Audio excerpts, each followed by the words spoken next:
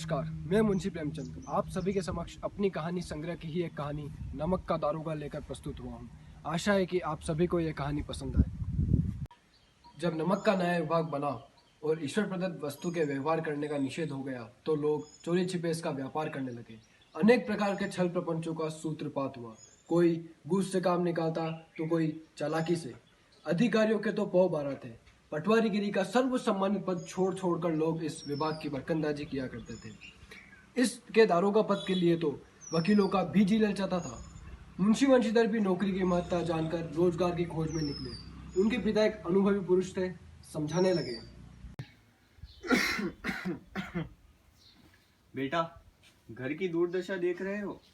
ऋण के बोझ से दबे हुए हैं। मैं कगारे पद का वृक्ष हो रहा हूँ, न मालूम कब गिर पड़ूं। अब तुम ही घर के मालिक हो। नौकरी में औहदे की ओर ध्यान मत देना। ऐसा काम ढूंढना जिसमें कुछ ऊपरी आय हो। मासिक वेतन तो पूर्ण मासिक का चांद है जो एक दिन दिखता है और घटते घटते लुप्त हो जाता है।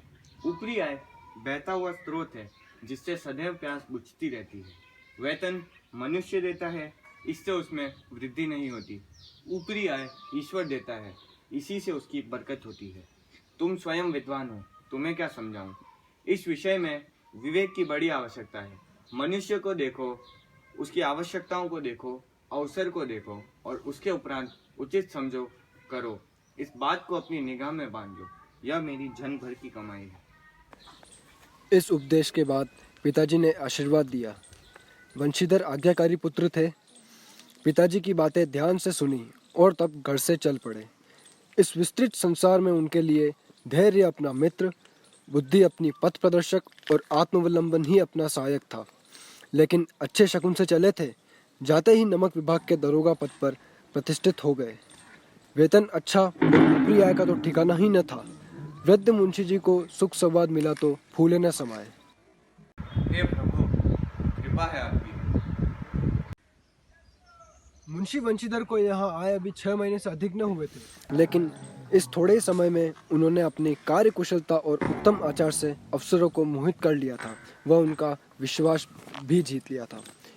एक दिन मुंशी वंशीधर अपने कार्य में व्यस्त थे। गाड़ियों की गड़गड़ाहट और लोगों का कोलाहल सुना तो उठ खड़े हुए।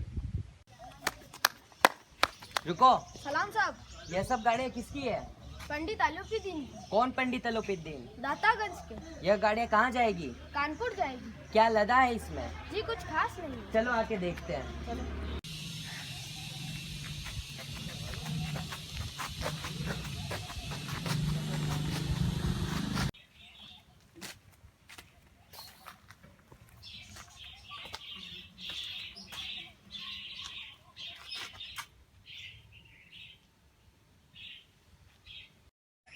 गाड़ीवान ने घबराकर सूचना दी। पंडित आलोपीदीन को लक्ष्मी पर अखंड विश्वास था। बड़े गर्व से बोले, चलो हम आते हैं। सरकार सरकार, क्या है? हमारी गाड़ियाँ पकड़ ली गई है। किसने पकड़ी? एक दारोगा ने। कौन है ये दारोगा? वो नए आए हैं, आप उन्हें नहीं जानते। नहीं जानते तो जान लेंगे। चलो। बाबूजी आशीर्वाद। हमसे ऐसा कौन सा अपराध हुआ कि हमारी गाड़ी रोक दी गई है? हम ब्राह्मणों पर तो आपकी कृपा दृष्टि सदा ही रहती है। सरकारी हुक्म। हम सरकारी हुक्म को नहीं जानते और न सरकार को। हमारी सरकार तो केवल आप ही है। आपका और हमारा तो घर का मामला, अपने व्यर्थ ही कष्ट उठाए। हम उनमें से नहीं जो कौड़ियों पर अपनी ईमान बेचते फिरते हैं। आप इस समय हिरासत में हैं। आपको कायदे के अनुसार चलना होगा। जमादार बदलू सिंह।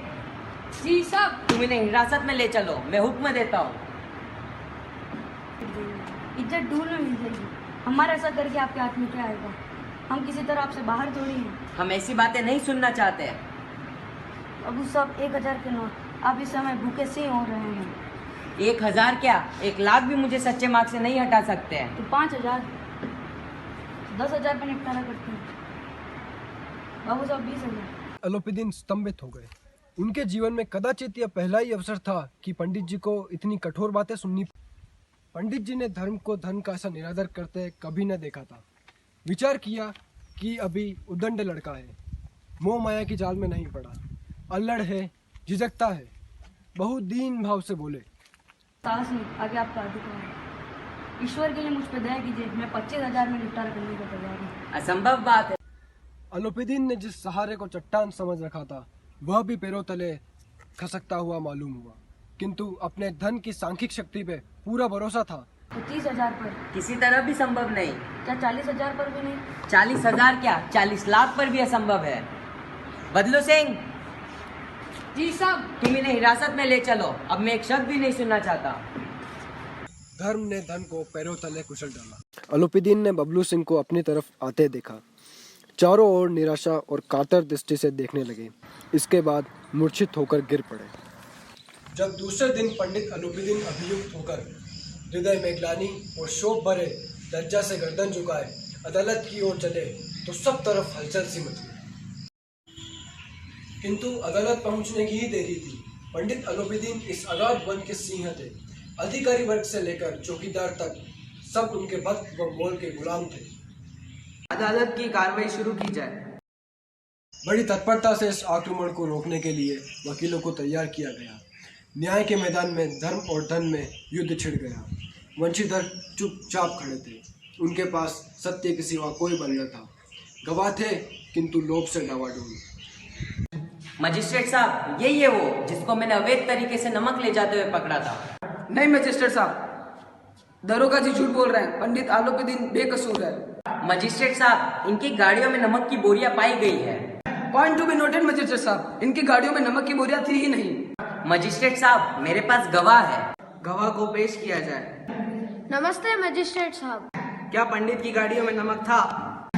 नहीं मजिस्ट्रेट साहब, पंडित जी की गाड़ियों में नमक जैसा कुछ था ही नहीं। सभी दलीलों को मद्देनजर रखते हुए पंडित आलोपीदीन के विरुद्ध दिए गए प्रमाण निर्मूल और भ्रमात्मक हैं। यह बात कल्पना से बाहर है कि उन्होंने इतने से लाभ के लिए इतना बड़ा दुस्साहस किया। यद्यपि नमक के दरोगा मुंशी वंशीधर का अधिक दोष नहीं है, लेकिन सबसे बड़े खेद की बात यह है कि उनकी उद्दंडता और विचारहीनता के कारण एक भले मानुष को दुख झेलना पड़ा। उसे भविष्य में होशियार रहना चाहिए। सभी सबूतों और गवाहों को मद्देनजर रखते हुए अदालत पंडित आलोपीदीन को बेगुनाह साबित करती है और बाइज्जत बरी करती है। पंडित अलूपीदीन मुस्कुराते हुए बाहर निकले। कठिन था से 1 सप्ताह बीता होगा कि मोहतली का परवाना आ पहुंचा। कार्यपरायणता का दंड मिला। बेचारे शोक और खेद से व्यथित घर को चले। घर पर जब बूढ़े पिताजी ने समाचार सुना तो सिर पीट लिया। चाहता है तुम्हारा और अपना सिर फोड़ लूं। तुम्हारी बेवकूफी की वजह से इतनी अच्छी नौकरी चली गई। इसी प्रकार 1 सप्ताह बीत गया।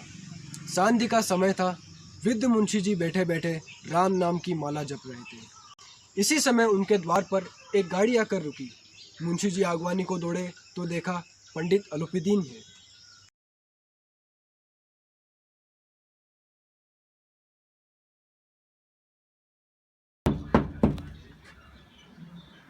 अरे पंडित जी प्रणाम।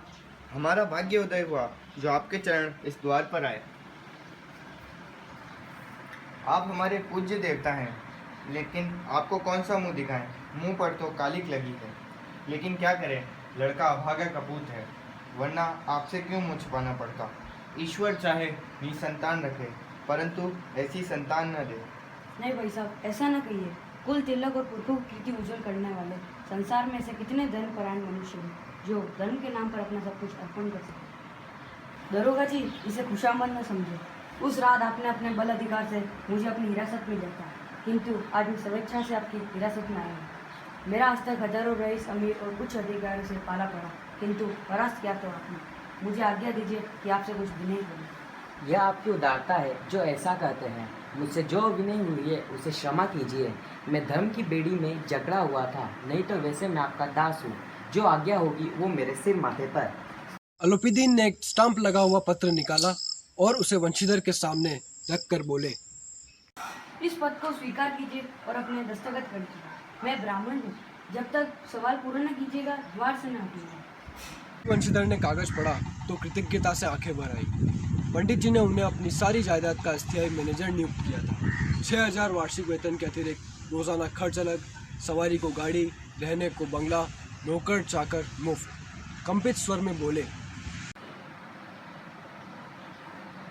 पंडित जी, मुझ में इतनी सामर्थ्य नहीं है कि आपकी उदारता की प्रशंसा कर सकूं, किंतु ऐसे उच्च पद के योग नहीं हूँ। वैसे मैं आपका दास हूँ। आप जैसे कीर्तिवान सज्जन पुरुष की सेवा करना मेरे लिए सौभाग्य की बात है, किंतु मेरे में न विद्या है, न बुद्धि, न वह स्वभाव जो इन त्रुटियों की पूर्ति कर देता है। ऐसे महान कार्य के लिए एक मर्मज्ञ अनुभवी मनुष्य की जरूरत है। मुझे आपके कहे गए गुणों की कोई चाह नहीं। इन गुणों के महत्व को पहले भी मैं खूब पा चुका हूँ।